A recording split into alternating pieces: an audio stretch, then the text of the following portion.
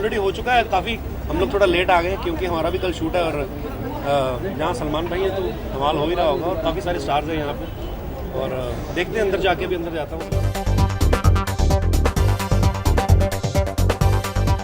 नहीं, बड़ी अच्छी बात है, और क्योंकि मैं भी किसी और शो से निकल के अपना शो बनाया, और हर को हक है, और मेरी बेस्ट विशेज़ है, और बड़े अच्छे एक्टर हैं, और मेरी बेस्ट विशेज़ है कि अच्छा करें, और हर एक को हक है अगर कोई अच्छा टैलेंटेड आदमी है और उसको राइज करने का हक है।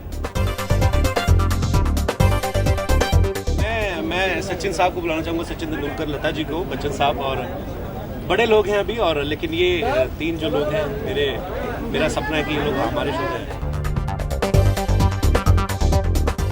एपिसोड भी सलमान खान के साथ आने हाँ, अभी वाला सैटरडे संडे को कुछ नहीं करवाया, वो अपने आप जो करके चले गए, ठीक है। हम लोग जो अपना करते हैं